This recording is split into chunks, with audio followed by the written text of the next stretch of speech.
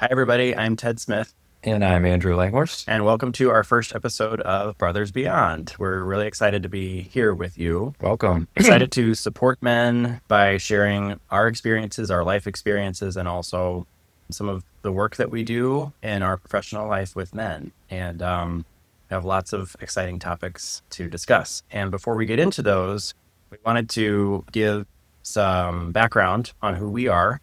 If you're stumbling across us, these strangers on the internet, to understand who you're talking to and who you're receiving from. So today we're going to be interviewing Andrew and getting to know him a bit more. So Thanks, why Ted. don't we start off by you sharing just a little bit about yourself, the basics, where you're from, Sure. that sort of thing. Yeah. So, as Ted mentioned, my name's Andrew Langhorst, and I am 37 years old this year. I live in St. Louis, Missouri, born and raised. I became a massage therapist at age 20, and I got certified as a coach about 5 years ago. I'm married, got married earlier this year in the summer, 2025, did the honeymoon and all that stuff. And I have a stepdaughter, a brother, and my parents, my whole family still lives here. Yeah. All right. So let's dive in. I would love to know what got you into this work. So share a little bit about your life experiences that led you to want to support men on their journeys.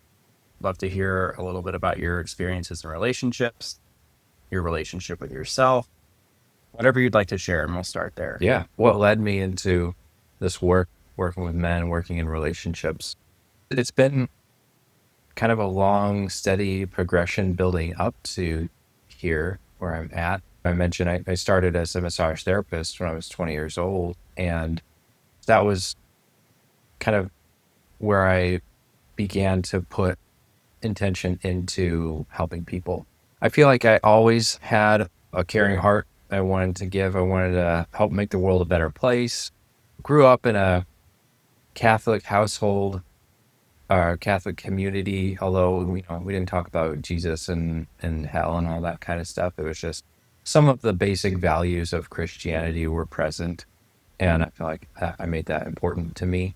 I later abandoned Christianity as a practice somewhere in my teenage years, but those values I think really stuck with me. And so I became a massage therapist when I was 20 because I didn't really know what I was doing or what I wanted to do. And it just kind of fell in my lap. I was working a retail job and I knew that I needed something more substantial as a career. And yeah, I was just sitting in my apartment and saw an ad on TV one day for a massage therapy training course. That sounds great because it gives me freedom to, like, I can run my own business. I can work in lots of different settings. Like I could work on a cruise ship, I could travel, work at a hotel somewhere. I could work in medical settings. I could work at a hospital. So many opportunities. And so that kind of freedom and helping people, and it kind of took me a long time, but I think I realized that I got into massage therapy because I was giving something to people that I actually wanted myself. I wanted closeness. I wanted vulnerability, and becoming a therapist just put me in that space where those things happen. Yeah. And so I was kind of able to receive from giving in that setting. And it really changed my life. And I learned a lot. And it gave me a kind of a purpose, a reason for doing things. And I do genuinely enjoy it and feel like it fits some of my innate, abilities and skills. I love work with my hands. I really enjoy communicating and listening. And it sounds like in hindsight, you're seeing where you yourself were wanting vulnerability and closeness Yeah. for yourself. Yes. I'm curious, were there ways that you were getting that at that time? Or Outside. kind of, yeah, like what was your journey with that? Yeah, good question.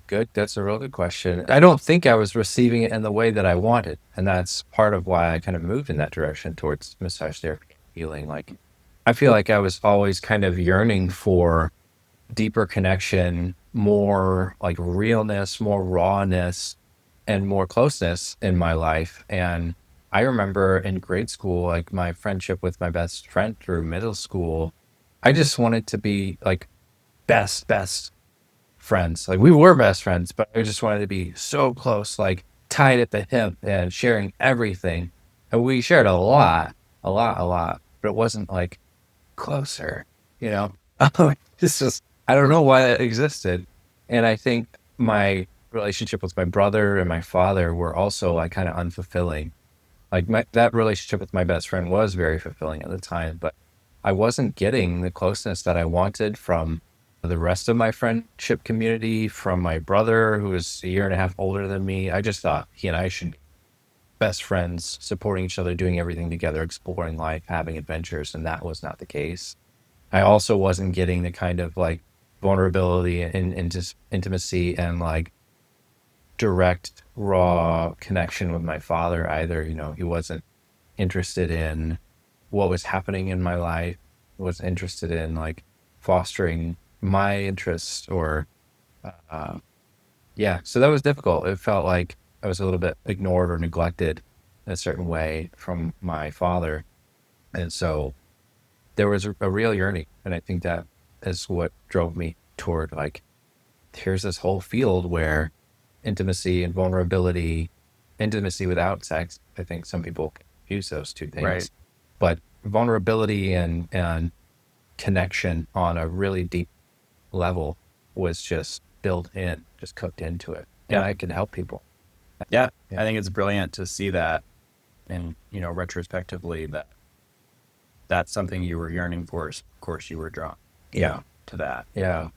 Tell us about your romantic relationships over the years, like Yeah. what you've learned, what you've gained from them, where you're at today. Yeah. Anything you want to Absolutely. share from that Yeah. perspective? My relationships had always been a challenge. It always been difficult for me to find girlfriends, and dating was always hard. Communicating was always really hard. Everything just felt really difficult. So I had this desire. Not only was that manifested in my career choice at 20 years old, but also that desire for closeness was like I can get that from my romantic relationship, right? But I feel like I just didn't have any skills that I needed to get what I wanted.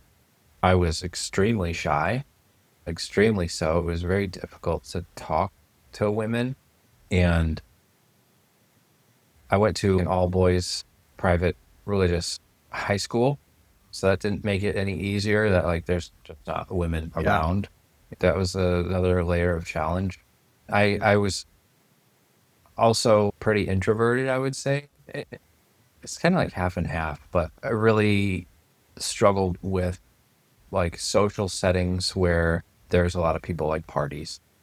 I would get really overstimulated and my nervous system would get disrupted, and I couldn't be calm or enjoy myself. It was just kind of like trying to relax, trying to have fun, and like that whole dynamic later partially played into drinking that suppressed my nervous system and made it much easier, but that problematic as it does for many people. Let's see, my first serious girlfriend I found at work, and I think a lot of my relationships came from workspace, in fact, all the serious ones, because it's like you're on a team, you might spend an 8 hour shift with somebody, right? So there's a lot of time in between doing your work or while you're doing your work to talk, and sometimes you're by yourself. I think three of my serious relationships all came from the workspace, which was interesting, actually. But it was the environment that was conducive to me. But it also like wasn't the best because I was just picking someone from work that was present and I kind of felt attracted to, but I was not intentionally choosing someone. I was like pulling from this narrowed Yeah. pool. I wasn't like, okay, what do I really want? Does this person match it? It's like, no, this Mm. person's here, kind of cute, you know? Yeah. So my blockages really inhibited me from searching the larger pool of people in my community for what I really wanted. I Mm. was just like kind of taking what I could get. Yeah. Do you feel And like you knew what you wanted at that time? mm, Yeah. no, no, I don't think so. I wanted sex Yeah. and I wanted someone to have adventures with. But I feel like my self esteem was pretty low also. So it was difficult to advocate for what I wanted or ask for what I wanted if I knew it, and to say no to what I didn't want, or to speak up when something was problematic for me. Mm. That's taken a long time to work through, of like being able to truly and honestly express my feelings of like, hey, you did this and I feel this way. That's not okay. Like, I'm not enjoying this part. That just was almost impossible. And drinking started in, I was like 20, maybe a little bit earlier. So, yeah, if I had those kinds of feelings of like, this isn't what I want in a relationship, or you're not what I want, I just felt like I wanted and needed sex and intimacy so much that I was like, let's just drink those feelings away. Because if I somehow express what I actually want, or that there's a problem, or this doesn't make me feel good, that could endanger the relationship. Yeah, I'm not gonna have sex. I'm gonna be alone. I'm not gonna have a person. So don't say that stuff because it can make them go away. Yeah. So there's a lot of fear, and kind of that scarcity mindset. Yeah. It was difficult. Yeah. Difficult. Yeah. And what you're speaking to is, I think, a pretty common experience. I can relate to that. And I think other men that we've connected with can relate to that. Like, Yeah. putting our real desires on the table can be scary because Yeah. what if we get rejected? Yeah. What if we get it, but it's not what we want, not Yeah. what we actually want? Yeah. What if we get hurt? Yeah. So it's like, And just like, shut up and not say anything. And just, you're getting something, you're getting some kind of contact. You're not alone, you know? Yeah.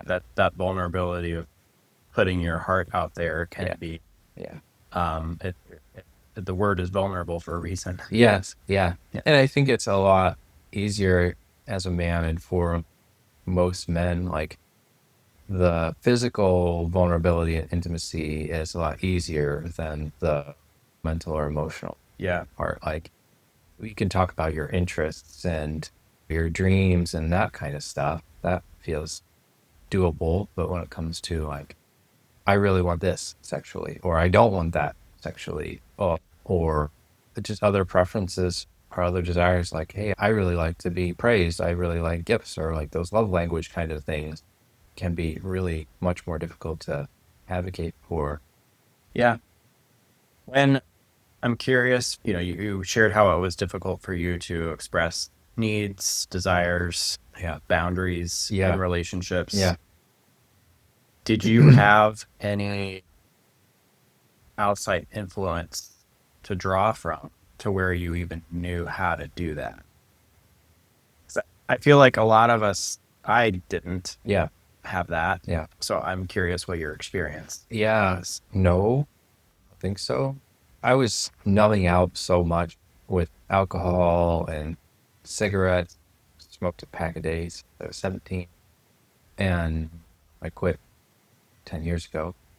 But I was just so unconscious to my feelings and what I wanted that I wasn't in like a problem solving mode.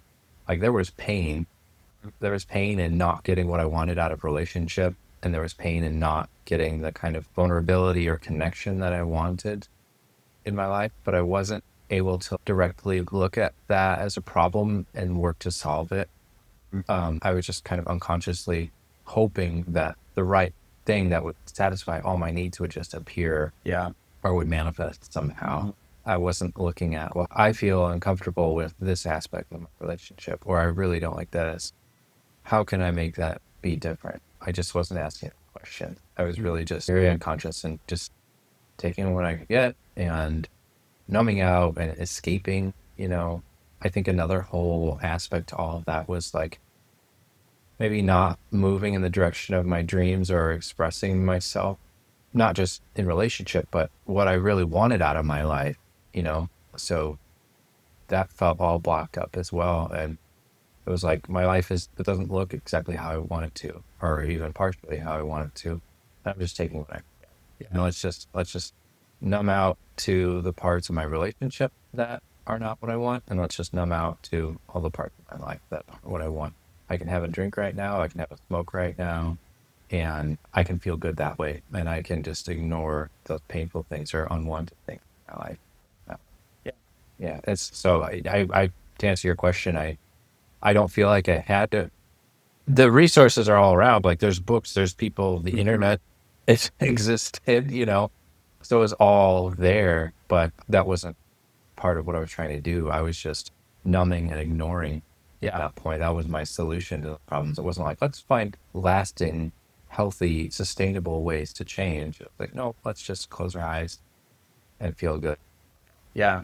It's like we have to reach a point of dissatisfaction before we Yeah. seek out. Yeah. It was good enough for a while. Yeah. Like one thing I want to, this may sound backwards in some way, but it's like I want to give your past self credit for is like the desires that you were clear on is you wanted sex and you wanted adventures and you got that. Yeah. Correct. Right. Yeah. Yeah. Yeah. And there were other desires, Mm-hmm. but they were under the surface. They were Yeah. hidden. You weren't fully aware of them. Yeah. And there Yeah. was some numbing happening with alcohol Yeah. and Yeah. cigarettes.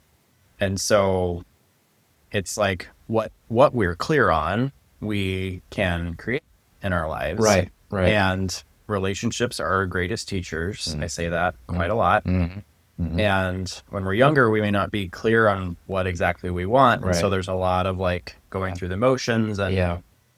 you know, mimicking what we see on TV or people in our lives who may not be the healthiest influences. Yeah.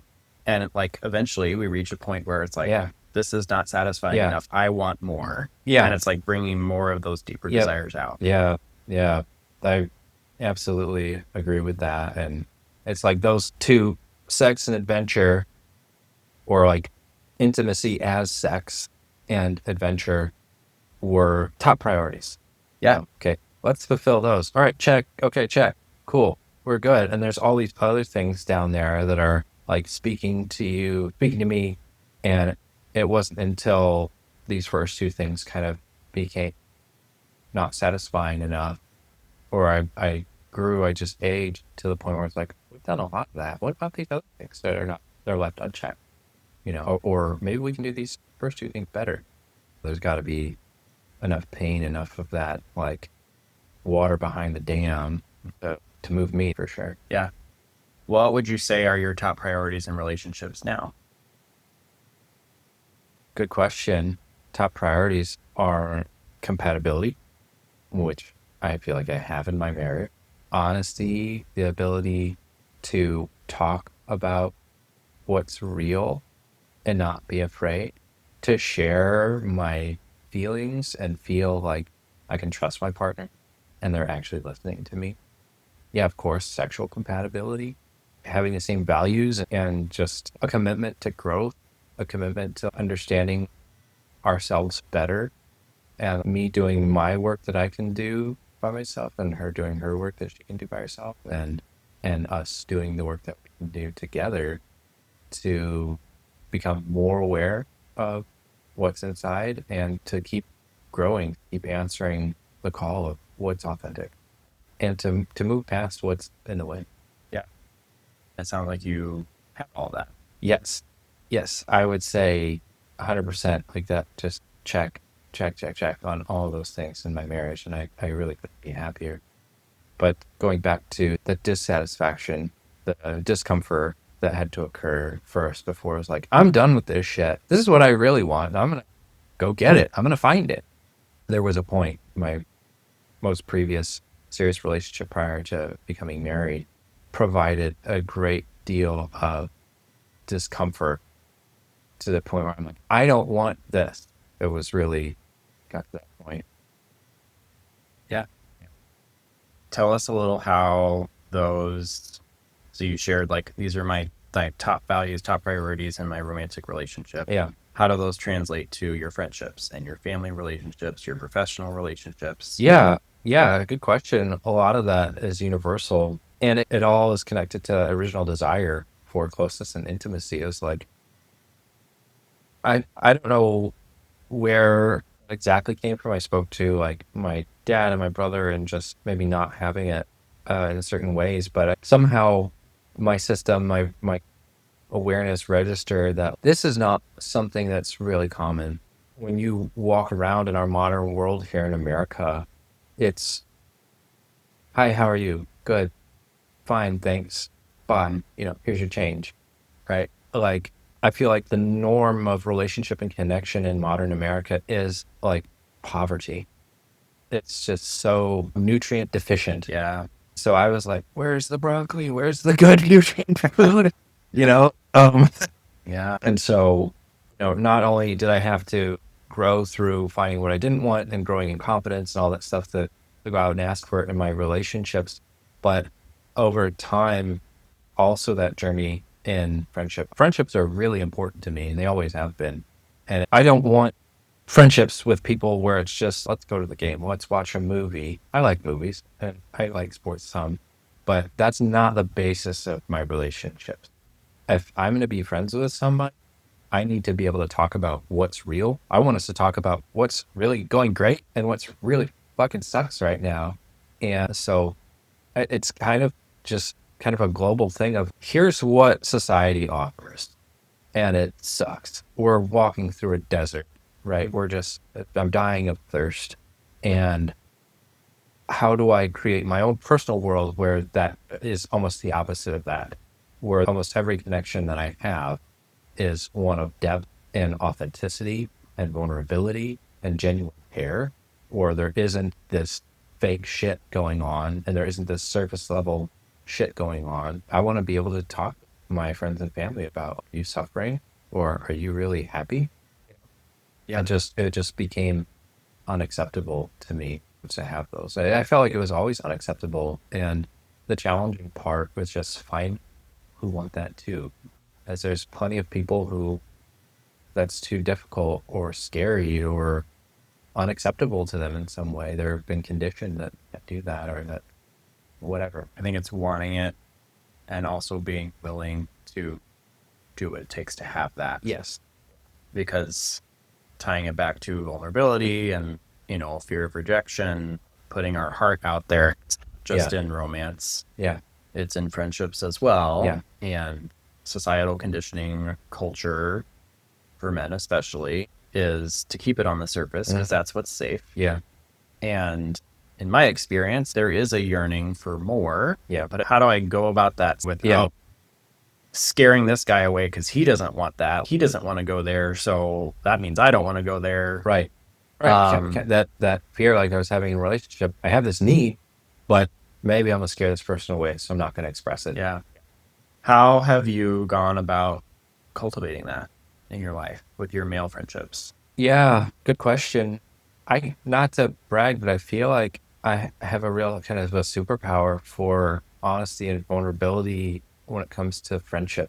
It just feels really easy for me to be present to a friend and just be real curious and want to know and care about them. So it's never been difficult for me to find people, man or woman, that I'm like, oh, you seem cool. Maybe we could be friends. And to take the initiative to be self-disclosing and open the door for that. Like, hey, let's be close. Here's what's going on in my life. This is hard, or this is going good, or here's my thought. That's always been really easy. I think it's easier for me in regard to friendship because the stakes aren't as high in some way. You can go really deep with a friend, but you can go really, really deep with a friend. But that whole sexual component and that deep soul connection, you can want that and you can have that from friends, but it's a little bit lower stakes. I feel like in a romantic relationship, those are the musts. When I was looking for a serious long-term romantic relationship and marriage, I was like, those have to be present. That the deepest levels of intimacy, right? That needs to be possible. And I don't feel like I need that. I don't need to go that deep with friends. I like to go deep, but so it felt like there's somehow less risk, or it just felt safer in a lot of ways. Yeah. Do you feel like you can So if the romantic relationship is the deepest and the most intimate, Yeah. with friendships, it can kind of, there can be levels Yes. with different people, Yes. and it can be Yes. different at different times Yes. too. Absolutely. Absolutely. I feel like I'm always willing to go really deep, and I just have to meet people where they're at. So there's friends that I have that I really love and enjoy that. I mean, we're not always going the deepest, but it's certainly more than, who won the game and who we think has better athletic skill or something like that. Yeah. And so there are different levels, and that's kind of nice. Yeah. Yeah. Yeah. Yeah. Great. Tell us about your work with clients, Sure.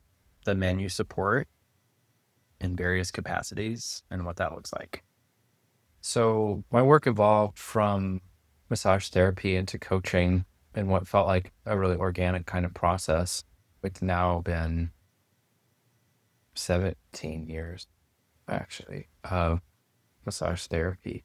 So it was like 10 years of massage as my full-time career, of people coming with pain or stress.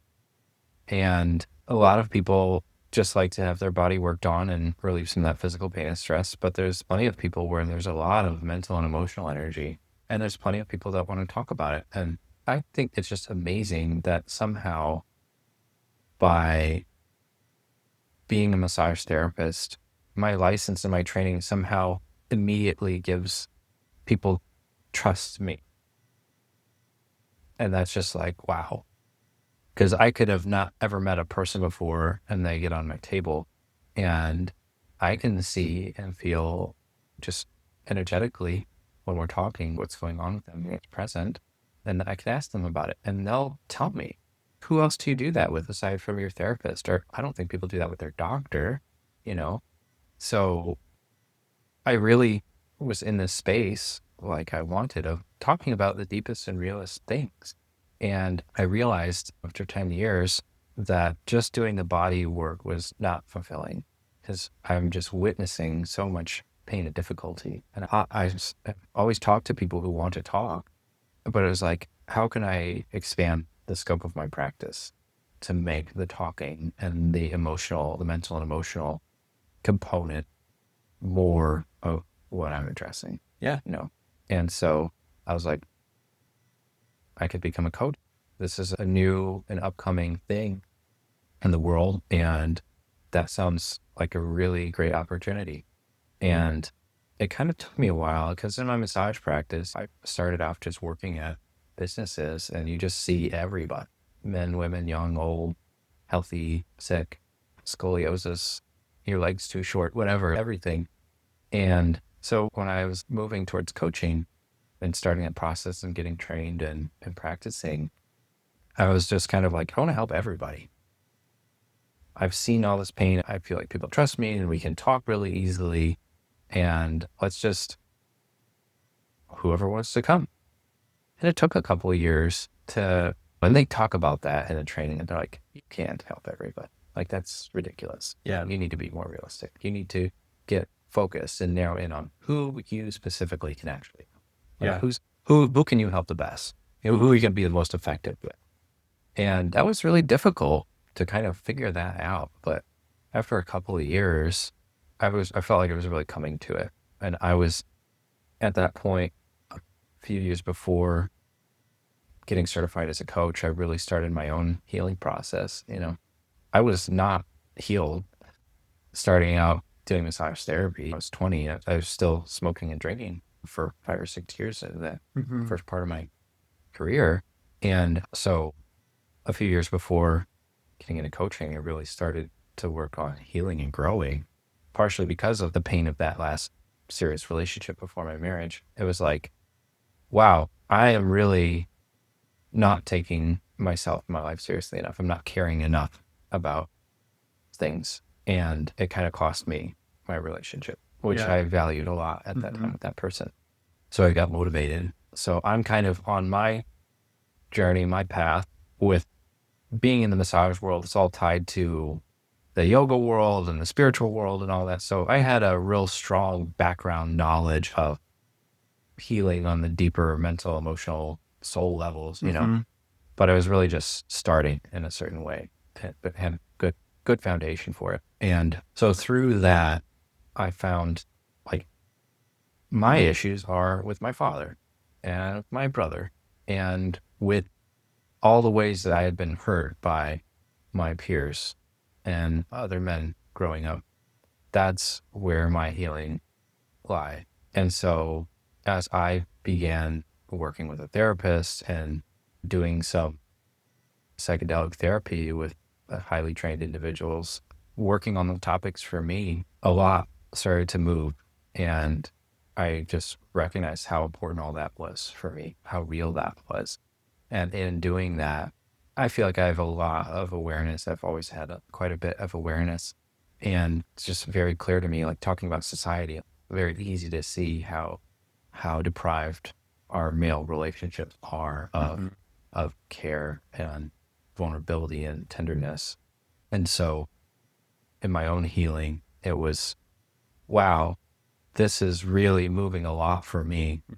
And through this and understanding it, how it could really help move a lot for other men. Because I know and can see that there are so many other men who are also struggling in the same ways that I have. Yeah. Struggling in relationships, struggling with substance abuse, struggling with honesty and vulnerability. It just was like the healing that I need is also the healing that my brothers in humanity.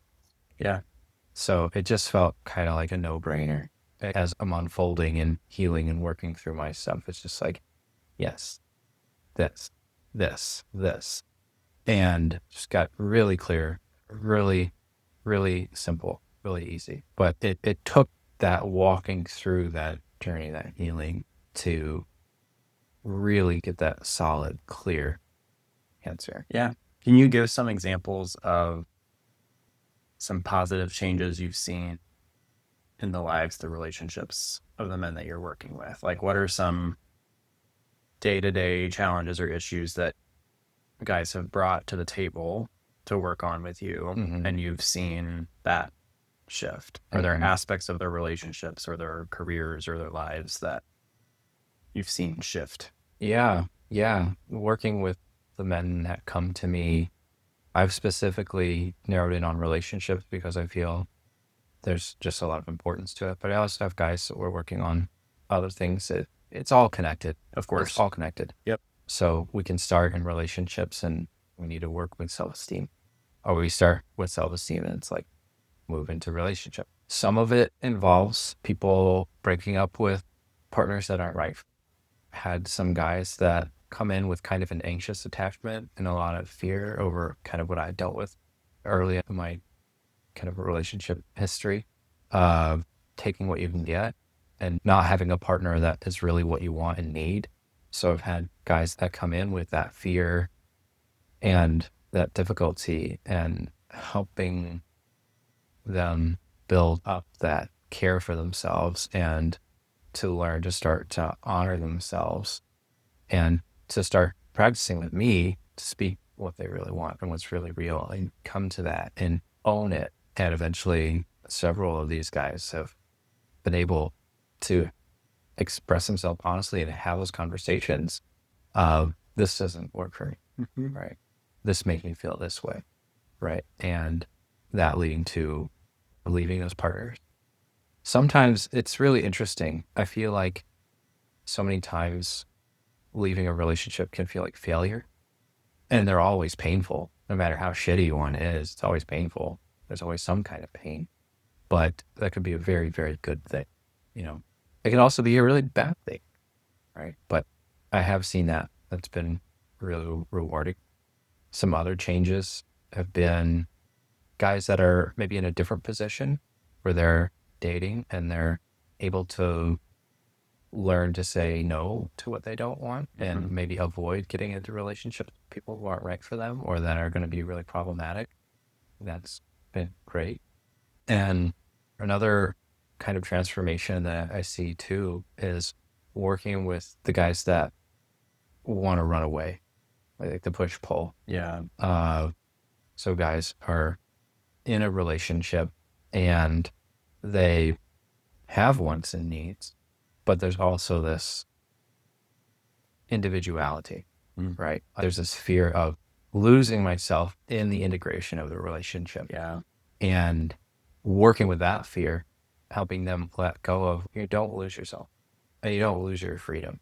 We are working to build really healthy relationships where if you need time to yourself to go do something that you enjoy that fills you up, you can advocate for that and you can get that. Like your partner loves you and honors and respects you and wants you to be happy.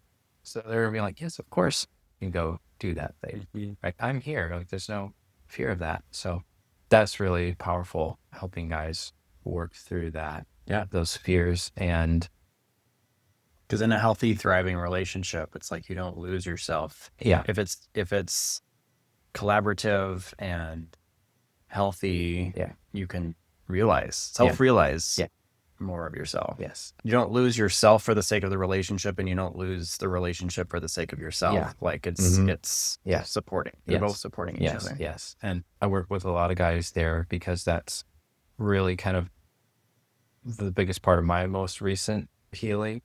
I feel like I overcame that just taking what I can get phase a long time ago or years ago.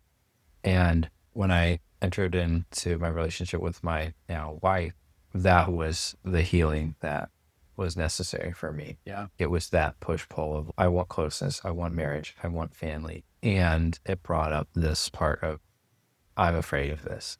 Something's really uncomfortable about this. Right?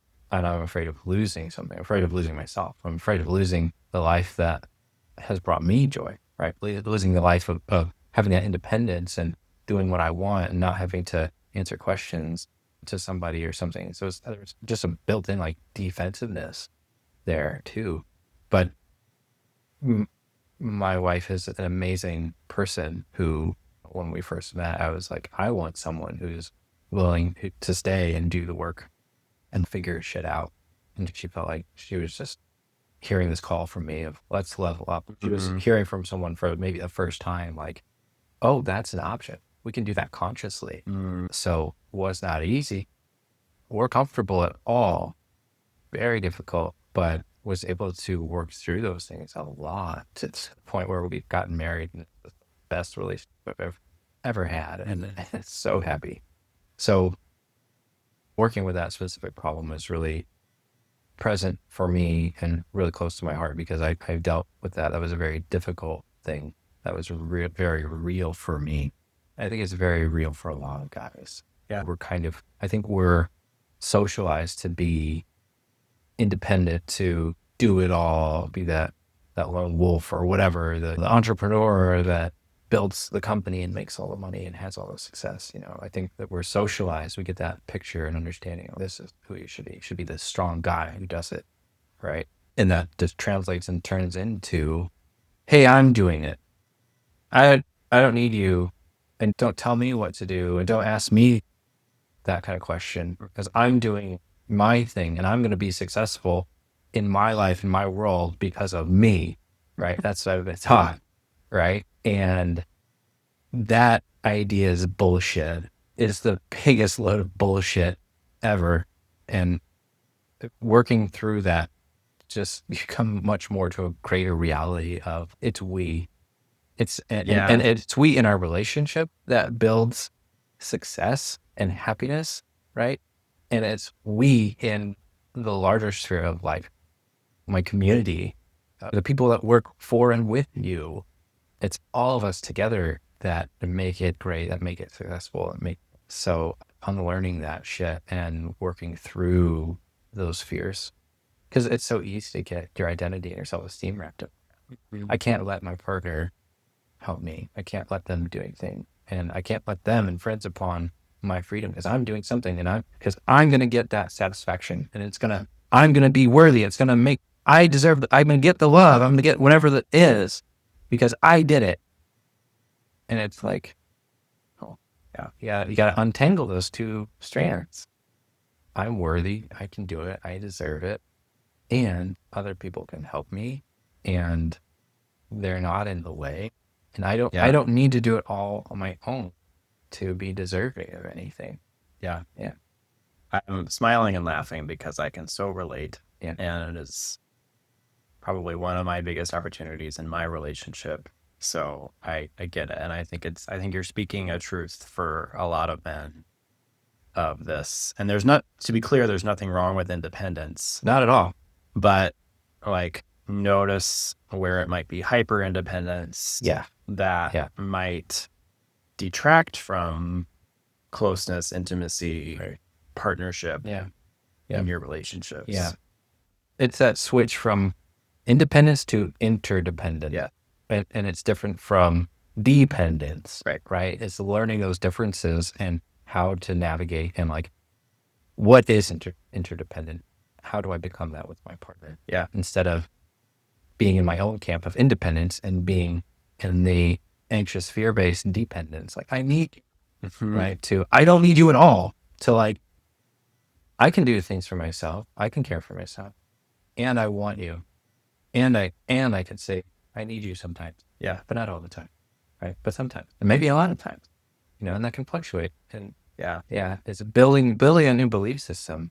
And that could take some time. And allowing the balance and the flow of that. Yeah. It's a dance. It's a little back and forth. Yeah. So when guys start doing that work of rebuilding that belief system and letting go of the others, it's really wonderful to see and to hear the new ways in which they're interacting in their partnership and how they're feeling and what the kinds of things that become possible. Yeah. And the depth that becomes possible there. And it's really wonderful to see when guys realize that they're not losing it. They're not losing the ability to do what they want with their life. They're actually gaining like the biggest support in their life that you can get. Yeah. And that support is going to help you get what you want out of your life and help you build the life that you want so much more easily and better than you could ever do alone. Yeah. When I finally moved through that and transitioned out of that independent belief system, got to do it all myself system, and really dropped into into my marriage and my partnership, it was like, holy shit, this is fucking amazing. And why didn't I do this sooner? I wish I had figured this out sooner. And if you're hearing me, do it as soon as you can. It's so good. Yeah. It's so much better than you can imagine. I think we just have these misconceptions in our mind about what it really is. But if you can do the work and understand and have someone to guide you and help you see, it's the best thing. Like before my marriage and back in my early 20s and whatnot, part of me, I think I was socialized to want marriage. My parents are still together and, watch all the movies and all that stuff. And it's like, marriage is something that you want and you accomplish. So a part of me had that. And another part of me had this, I don't want that. I don't want to be trapped or lose that independence. So it's really wonderful to come to a deeper understanding of what's real, what marriage really, really can and ought to be. Yeah. And some of those fears of being trapped can come from seeing other people either fully on expressing it or maybe subconsciously so, seeing other people trapped in relationships of their own making. Yes. Because they don't know how to do the vulnerability thing. And it falls into a place of going through the motions of being roommates instead of, partners. And there's a lot of opportunity for all of us to go deeper into that. You're right about that. And I'm glad you brought that up because especially today, we do not have a lot of good examples of what a super healthy, super high functioning, beautiful relationship is and can be. Don't have a lot of examples of that right now. We have a lot of examples of dysfunctional relationship and how you don't want things to be or end up. It's kind of like, I made this metaphor a long time ago of like putting an item back on the menu, right? It's like people don't even know, a lot of people, especially men, don't even know that they can have this thing. It's like you're looking, it's like you've been looking at a menu that has like mac and cheese and hot dogs on it and you're like, Yeah, mac and cheese. And you're like, okay, you can have a filet mignon. You can eat at a Michelin star restaurant. You don't have to be at the shack. Mm. Yeah, with the mac and cheese and the poorly cooked whatever. But if you can't see and you don't have those examples, it's really hard. Yeah. Yeah. We don't know what we don't know. Yep. Yep. And we learn by doing. Yep. Relationships teach us a whole lot. Yep. And I think it's possible that some of the audience may be like, well, how do I do that? I don't know how to do that. Mm-hmm. And for me in my life, it's been having experienced guides Mhm. help me with Yeah. that, and to Yep. also have a support system, all of whom like nobody has like fully figured things out. Like Yeah. we're all Yeah. learning as we Yeah. go, Yeah. and some of us are more experienced, more further along on the journey than others, and people like us love to share these things because we can see where The value, the importance of it. yeah, and Yeah. just how great this world Yeah. can be, Yeah. Yeah. and how great individual lives can be Yeah. when we open ourselves up to that other side of the menu that's been Yeah. hidden from our awareness. Right. Right. Yeah. You were saying guys might be listening and asking, how do I do that? How do I do this work? And what I want to say to that is you don't have to know. What's more important than knowing how is having a strong desire. Yeah. If you want it, at that old adage, if there's a will, there's a way. Yeah. If you are sick of the kinds of relationships that you've had, if you're sick of the pain, the difficulty, not having the trust, the vulnerability, the sex, the partnership, the adventure, the things that you want, you don't have to know how to get it. You just need to know that you want it and you're done with this other stuff. Yeah. That's the most important part, because you just figure it out along the way. You bump into me, you bump into Ted, you go to a class, you go on a retreat, who knows what, but just follow your nose. Like, oh, here's an opportunity. How could this help? How could this change things for me? What could happen here? I don't know. And then things happen that you may not be able to anticipate. Yeah. So it's like, you don't need to know. And maybe you can't even know. You can have an outline. You can have all this mental ideas of what you're supposed to do. But the biggest part is having the desire and the intention and the belief that you can, and then just moving. Just start taking actions. Yeah. Start moving, and you will get there. It's just don't quit, and you just keep going. And like, oh, that practitioner wasn't the right one for me, or that thing wasn't for me. Keep moving. Yeah. Find another thing. It's pretty amazing what comes into your life Yeah. once you are clear on your desire. Yes. So like Yes. if that resonates with you, I Yeah. would say like do some journaling or have some conversations with yourself about Yeah. like what is really important to me, what are my priorities, my desires, what do I not want, what am I ready and willing to let go of Yeah. and transition away from. Yeah. And to really get clear on what you want. Mm-hmm. You're right. Yeah. Like that's brilliant. The rest of it will come. It's you will be blessed. Like there is a lot more resource out there than you are probably aware of. And people in situations will come up that you could not have planned how good that could be for you. Yeah. So it's a beautiful thing. It can seem daunting and scary, but like for me and my journey and everything like that, I think that the rock bottom or something like it is just the biggest blessing, because you're like, I'm done. No more. Right. And when you get that, you're fine. You're going to be just fine. But I didn't know how to get there. I didn't know how long it would take, but I didn't care because I was so done with everything else. I'm like, I'm just going to try, and I don't care how long it takes, or, whatever it takes. I don't care. Let's just keep moving forward. Let's just keep finding opportunities to help me change, to help me grow, to help me unlearn and all that. And it works. Just keep going. Yeah. Yeah. That's great. Yeah. I think that's good for our conversation today. Yeah. Unless there's anything else is there anything else that's on your heart that you would like to share with your audience about yourself? or Yeah. just in general at this time? I don't think so. I feel like that was really good. I think there's more I could say about how my life has changed and how things have developed since wanting to heal and grow, not only in my relationship, but in other ways. But it's all just, I would just sum it up by saying, like, everything just gets bigger and it gets easier to fulfill the other desires in your life. And yeah, it just gets better and better. Yeah, and it really Yeah. has for me. And I feel so grateful, so blessed. And that's why another part of what motivates me in this work is like, I feel so blessed. And so many people have helped me and been so generous to me. And it's just, I want to give that back. Yeah. Yeah. Beautiful. Yeah.